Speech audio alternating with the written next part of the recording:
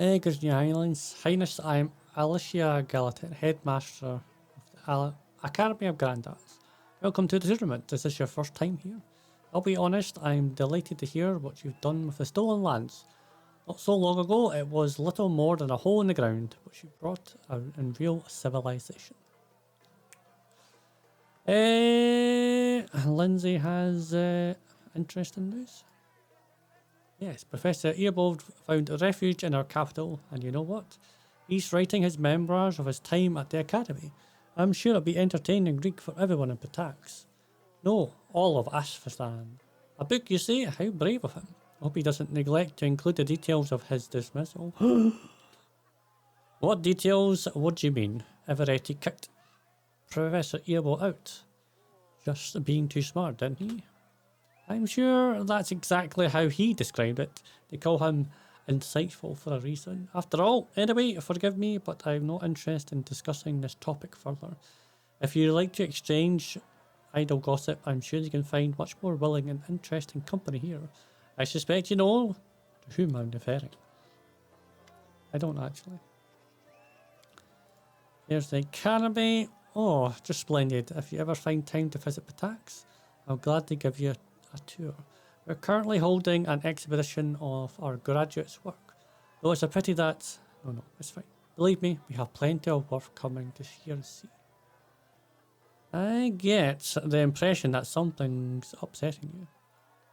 Oh, no, please, don't worry. I'm just disappointed that one of our best students, Tribicent of Cordelon, couldn't be here today. He could be singing in any capital, but the king chose to send him to some backcountry village called Little Town, of course. His Highness would never squander talent, so I'm sure we'll hear from Tribicent again. Still, I do worry. How might you recommend I meet him? There are many respectable attendees today. You already know King Everetti, of course. You should be sure to speak with High Priest Drey Yarnes as well. He's truly a wise and honourable man. And if I may give you one piece of advice, beware of Karne Vereel. He may be business partners with King Everetti himself, but those who deal with him usually find themselves in a bad way. Since he showed up in the city, our dear captain of the guard, Irsei Caelysse, has so much more work than he. Stop sorts covering our mouth. Forgive me, I probably said too much. No, keep going. What do you mean you mentioned the circumstances surrounding Earbold dead insightful? I prefer not to discuss the subject. If you're truly so interested, I'm sure there are more than a few slanderers who would gladly share all the details. Okay. Hello. Oh, Tom, the Fane Baron, the King of the Stolen Lands, has come to visit us. It's such a delight to see you here. Maestro Belavarah. I do remember me. Lindsay blunts out, turning bright red. Lindsay, of course, I remember you. You and your nonsense at the Poetics exam. I hear you have your own publishing house now. I didn't take you for the entrepreneurial sort, but I'm happy you finally found your calling. I believe Lindsay had a question. Oh, I just hope it isn't about any of the lectures I used to give at the academy. Go ahead, ask away. Sorry, but I really need to know the truth. Why did Everetti kick Professor Earbold out of the academy? He did move to your kingdom, didn't he? I'm curious how he portrayed his dismissal. I bet it was something like a poem in 6 verses, recounting the tale of a tyrant ousting a poor but honest scientist, or telling the truth. The reality is much more mundane. Everetti didn't fire Earbold. Atalia did. And I have to give it to her. This time, unlike most times, she was completely right. Ooh. Why is that? Well, Earbold is a very fine teacher, of course, but he pays too much attention to how his favourite students perform in class, and not enough to their extracurricular activities. There we go. Why worry if they steal a trinket here or there, or maybe rough someone up on occasion? So long as their poetry and music are exemplary. Predictably, this led to a sad end. What was supposed to be just another innocent joke from one of his favourites, a long day led to someone's death. It was an accident, certainly. The kids just underestimated their own strength. Atalia expelled a lot of them, and as always, Aelwood went to stand up for them, but this time he discovered that her patience was not boundless. She blamed him, said that he let his troublemakers run wild, so he could get out of the academy along with them. She told him she won't tolerate any more bullying, even if it's coming from genius students. I understand it's odd to hear won't tolerate from Atalia Gitaren, but that's what really happened. If Eti didn't banish, then why did they send those cutthroats? He planned to return the old man to Patax and made Atalia resonate him into the academy. He planned to return the old man to Patax and make Atalia reinstate him to the academy. Or failing that, he at least wanted to keep him from going to you. Eobald the Insightful is a prominent name, of course. Everetti would want the teacher serving him rather than his neighbours. Why would Atalia hide the circumstances? She doesn't like to discuss the academy's internal affairs. Behind that neat facade, there are too many events she's looked the other way over the years. All in good faith, of course. I'm sure you should be thanking me. I see poor Lindsay is not too happy with the truth. Come on, girl, cheer up. Being disappointed by people is practically a professional necessity for people like us. Whatever I have said before, you're not a bad bard, and that means something. You have to face the music. Thanks, I guess.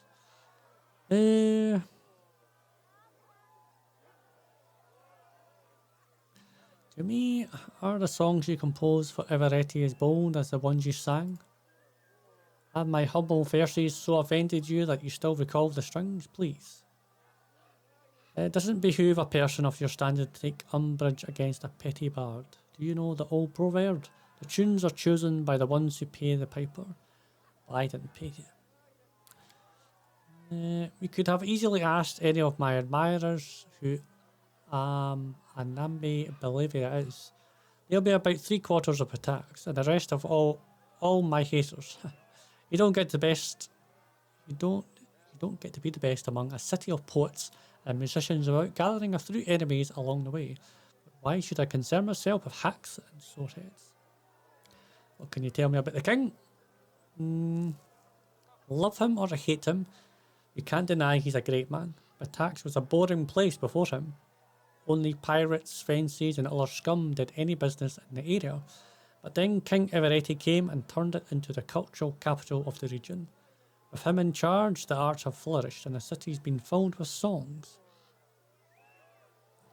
paintings and statues. I just pray that Calistria breathes the same love of the arts into the withered hearts of some of the other rulers in the region who'd prefer to squander their resources on sabre or rattling. Some may say the King Everetti doesn't have a taste of arts. Any successful person gets haters spreading dirty rumours about him. You should hear the things they say about him. Pay it no mind. Our king is a man of exquisite taste, with appreciation for all kinds of arts. Does the king have enemies? Well, of course he does. I mean, lots of them. Just like anyone who's actually accomplished anything in life. Take some of the old trace houses, for example. Liacenza and some others, whom he stripped of their power. They love to see him at the bottom of the river. But even now, in their mutual sorry states, they can't manage to work together. There's also Irsei Caelysse, captain of the guard. He was just seething with indignation when the king brought new rules to the city. But who wants to listen to the whining of failures like them? Everetti brought a golden age to Patax. So it's great to see all this infighting. So it seems like maybe we could, infiltrate them, Our beloved king, who has this tournament once in several years since he took the throne. Guests from all over the River Kingdoms come for it, from Daggermark to Mavoyne. It's a pity Brevoy doesn't honour us of any representatives this year. I guess the Aldori aren't in a very festive mood right now. On the bright side, well, what's funny is there is Aldori here, so... No, write that story, folks. On the bright side, we get to host you for the first time. And Caelysse willing, it won't be the last. It depends on what you're looking for. If you're in the mood for pleasant company, well, you've already met me. And if you're in the mood for some Schadenfreude, you could listen to the whinings of Gasperre Liacenza. His family lost the Pataxian crown in a card game. Or maybe Atalia Gitaren, the headmaster we've already spoke to, who seems to think her skill at bureaucracy makes her a good bard. And it thrills are what you're after, especially the shivers down your spine kind. Try speaking to Karne Vereel. Heard of this? Ah, the Thieves Guild, okay. Can't believe it. Teacher lied to me all this time. I'm going to learn the truth as soon as we get back to the capital. Yeah, you do that. Yeah.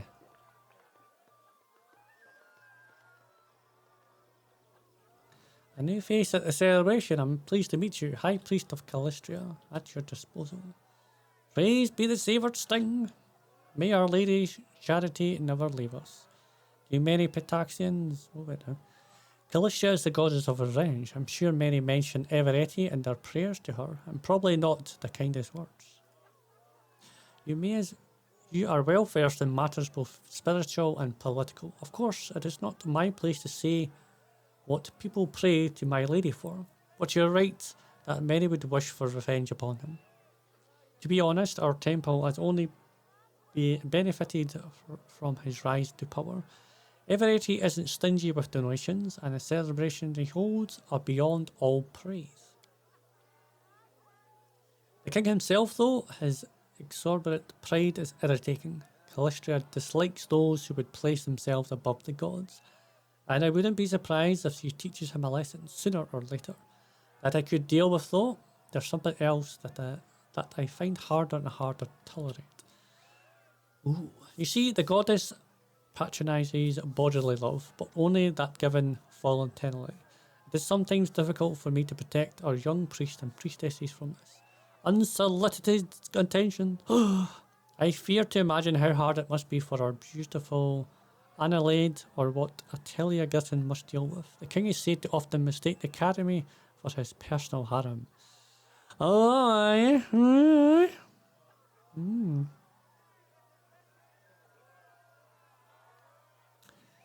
Okay, do many of Pataxian worship at Caelysse? Of course, she's been the patron god of Patax since its founding.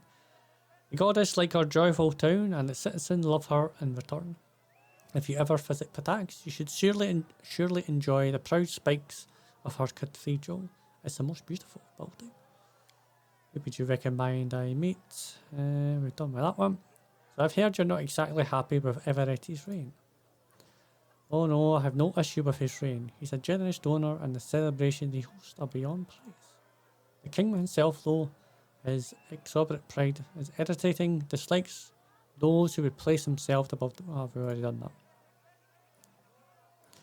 We've already done that. Okay. See ya. Welcome to the Russia tournament. My name is Nunzio Arpaia, and I have the honour of being His Highness King Everetti's Master of Ceremonies. You could say the organisation of this tournament rests on my shoulders. Tell me about the rushlight. Since starting his reign over Patax, His Highness King Everetti has held this tournament once in several years, inviting guests from the high society of nearby kingdoms to attend. Today we have guests from Daggermark, blah blah blah blah. It's entirely possible the recent events and the stressful political climate have put them in less than festival mood, but we're pleased to have your highness in attendance. What events? The tournament consists of 3 contests. First, the participants will display their strength and dexterity in the Fisher Triathlon, a tribute to local crafts and trades, so to speak.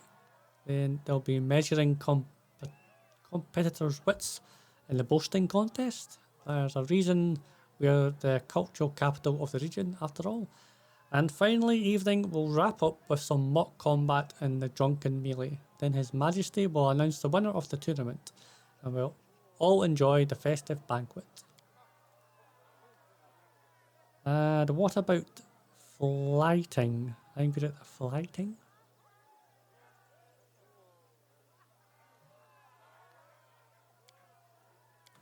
Flighting.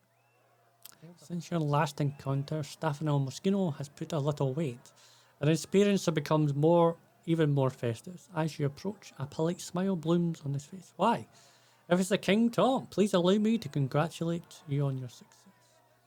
So we meet again, and not on the battlefield, assuming this tournament is a trap, of course.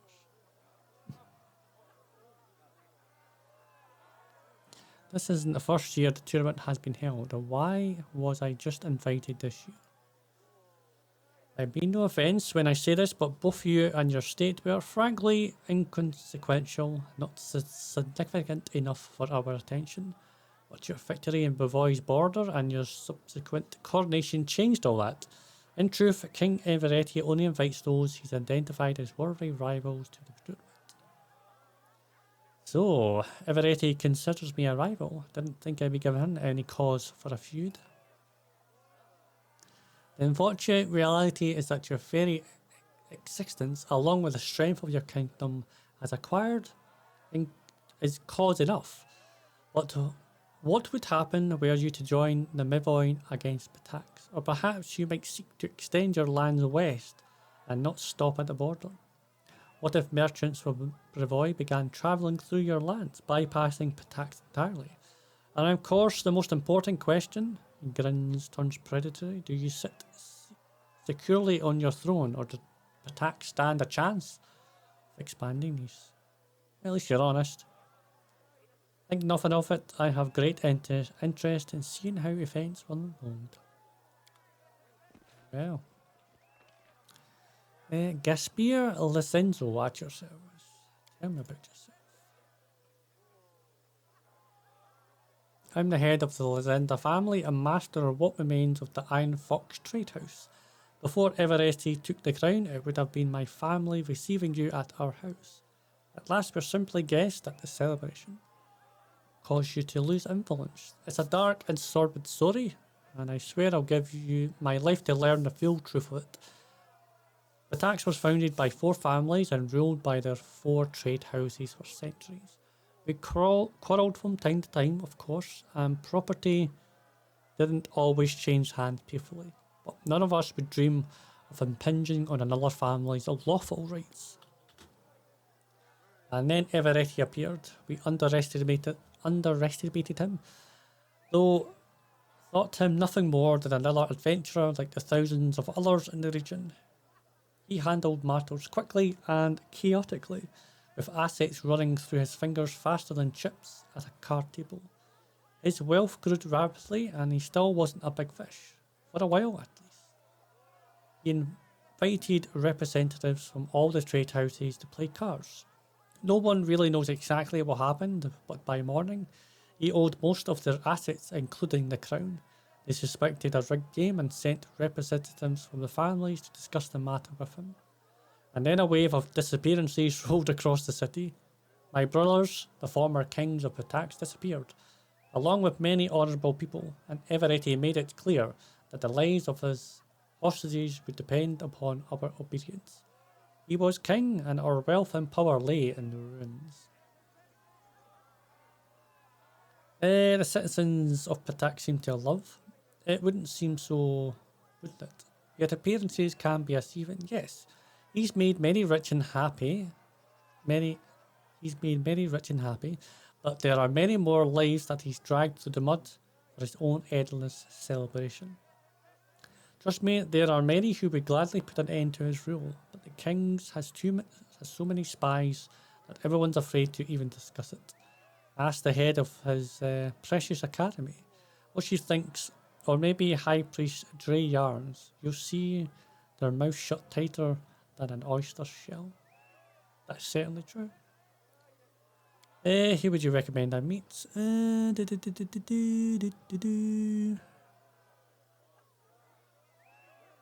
said the so-called Thieves Guild. What is it really? What does it really do?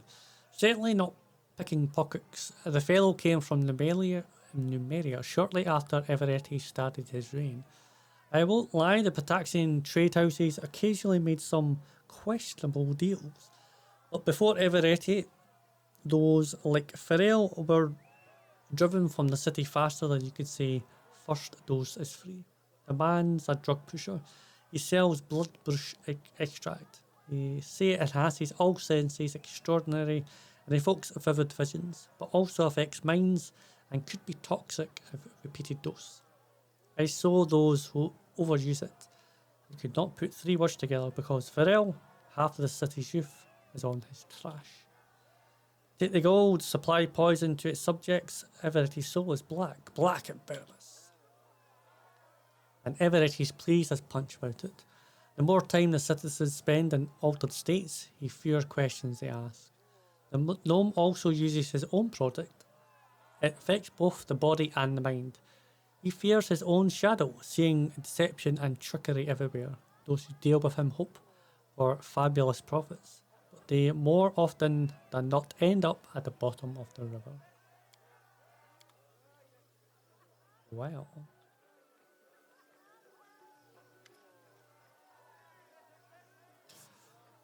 Elf in leather armour scans the crowd intently. Seems to be the only one at the celebration not participating.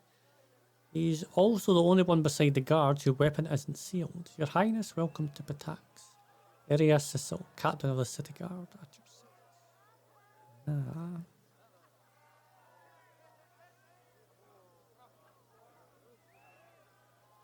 You don't seem to be enjoying the celebration. The celebration is for you. For the city guard, it's just another work day. Right now, our work is preventing disruption of the festival. I thought Patax was a city without laws. Where do the guards come from? Even pirates and smugglers have laws of a kind, and they need someone to keep their order. The city guard was created by the trading houses not long after the city was founded. We're paid by the citizens, not all of them like us. They all understand things are better with us than without. Seem to have a tight grip on the power over the city. Oh yes, the trading houses hate him, of course, but well, first and foremost, he has hostages. Second, each of the families is afraid to act alone, but they're all incapable of acting together. Gasperre Liacenza tried to unite them, but to no avail. And it's probably for the best, frankly. The last thing we need is combat in the streets. Everetti can be blamed for many things, but at least he took power quickly and without carnage. Now Everetti's enemies have nothing to do but sit around like High Priest Drey Yarnes praying for Caelysse to send her giant holy wasps down to take him away. Who you might recommend me? Alright, I'm going to do this deploy. Finally, oh my word. 12 rerolls just for this, folks. I keep getting 1s and 2s. And then I finally get anything over a 10. The elf looks around carefully, not so loud. Everetti has ears everywhere, but if your highness must know, so be it. My fellows and I serve the city, not the crown, not the trading houses, not whoever has the bigger purse, the city. Don't we call Patax and all the poor fools who swarm around it? Former kings understand this. They're the ones who arranged it in the first place. But when Everetti took charge, he thought the city guard would be his personal cutlass. And once he realised that wasn't the case, he started doing everything in his power to make our jobs harder. Now he has the personal guard he formed, who are above the law and following the orders of a barbarian. And then there's Karne Vereel, with his so-called Thieves Guild. Scumbags flooded the entire city with Numerian drug, blood brush extract, the poison that turns people into mindless sheep.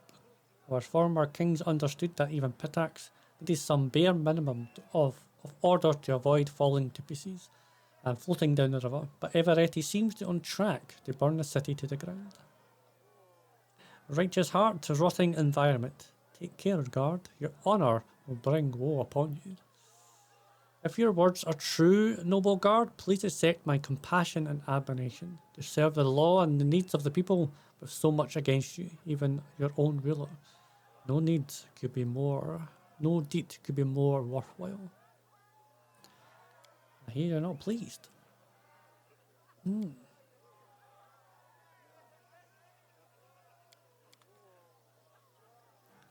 so it looks like we could put him on our side as well. It certainly seems like we're creating like a coup de grace. A coup de grace? Like that. Give me the drugs! Give me the drugs! I've heard a few curious words on bloodbush extract, and that you're no ordinary salesman, and your wares are far from mundane. Quiet, I say. Shh. Gnome looks around anxiously before whispering. Too many people here, too many eyes, ears. You want to talk business? Find me out in Patax. I'll remember. Alright.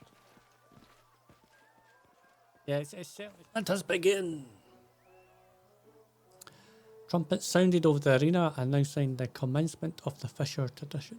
We were to distinguish ourselves in 3 sports, if we could call them such. You be the judge, dear reader. The first round was fish carrying, if you can believe it. They built narrow bridges over pits of mud and placed barrels on either end. One side filled with fish, and the other side empty. The goal was to get all the fish from one side to the other, bare-handed, without falling into the mud. I'm sure that's just what you imagined for a royal tournament. Throwing fish at your opponent was prohibited, but there was one unofficial but well understood rule in the tournament: don't get caught. We had to decide which of us would participate, as well as how fair we wanted to play. Ikundaya quickly realised it would be hard to earn an honest win while everyone else was cheating. The other participants took advantage of the judge's careless attitude by slyly throwing a fish at each other, but their tricks were to no avail. As they continued trying to force each other into the mud, Ikundaya concentrated on the task at hand and swiftly carried all the fish from one to the other. Victory was ours. The second round was untying knots. Competitors would be tied up on poles resembling ship masts, and they had to escape the ropes. We once again had a choice to make. I think I need to cheat. I mean, she should get past this, right?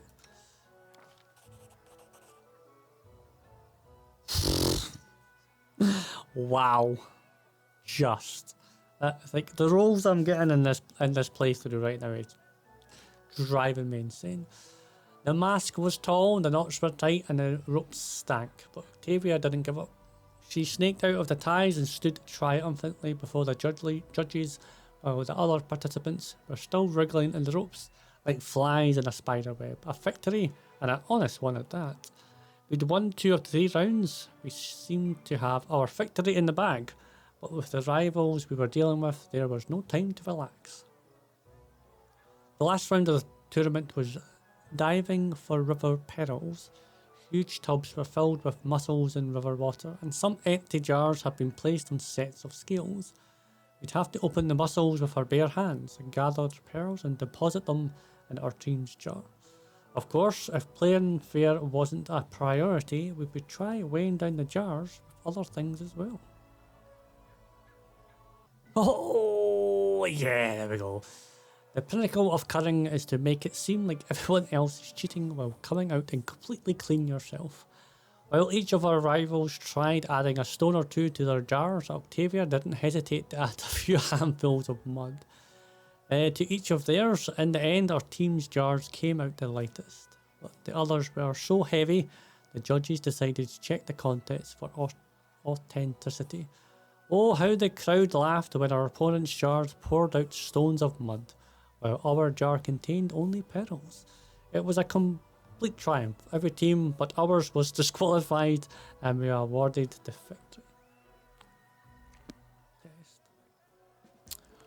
The tournament continued with a boasting contest. The first participant, a man from Daggermark, stepped up to the podium and told a raunchy story about him sneaking into a temple of Calistria and seducing all the priestesses, including the High Priestess.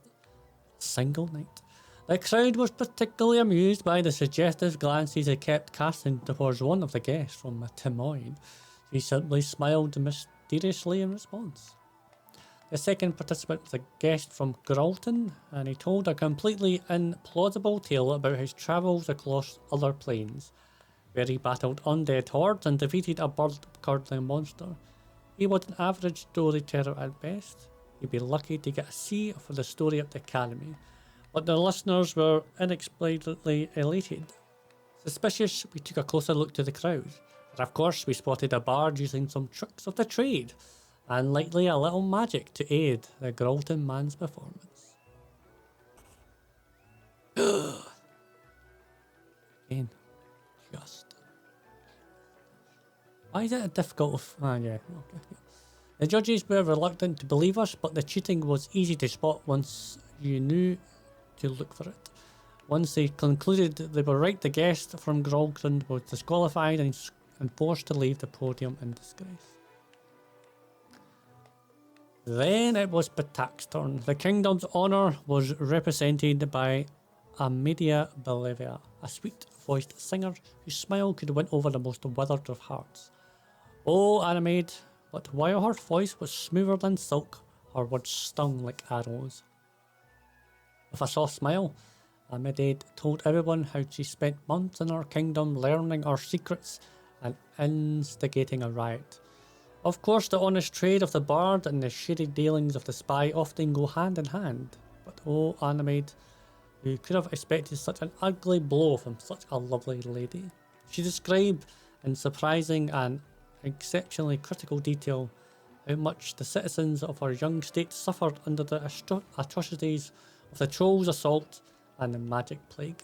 She never stooped to actual lies, but she made it sound as though our king, Baring at the time, was simply drinking and debauching while his subjects struggled. She made her crusade against the Valdaki look like a cunning conquest of Farnhold, and the war with the Tiger Lords was characterised with a irresponsible venture. Talk about cruel and unfair. When Annamede finished and left the stage, it was our turn to perform, and what feats did our participants decide to tell in their performance? Come on, I just need a 3. Right? Just need a 3, folks. Come on. Come on. Why is it? Oh, there we go. 14, that'll do. It wasn't easy getting the crowd excited for this story. They were all glorious feats, of course. But that was the problem. The audience had already heard from time to time again. Lindsay used all the eloquence she could bring to bear to breathe new life into the old stories. The audience hung on her every word, sometimes laughing uncontrollably, sometimes holding their breath to avoid missing anything. Lindsay finally brought the story to an end, and the viewers gave her a standing ovation as she left the podium. The woman from Timon, a priestess of Calistria, went last. She told stories of her love affairs in faraway countries and on other planes, casually mentioning an unpleasant disease she contracted over a journey that took her a long time to get rid of. Hearing that, the participant from Daggermart paled and grabbed at his belt, bringing roaring laughter for the rest of the audience. And finally, the judges announced the winner, Lindsay. She walked up to the podium to thunderous applause and took another bow.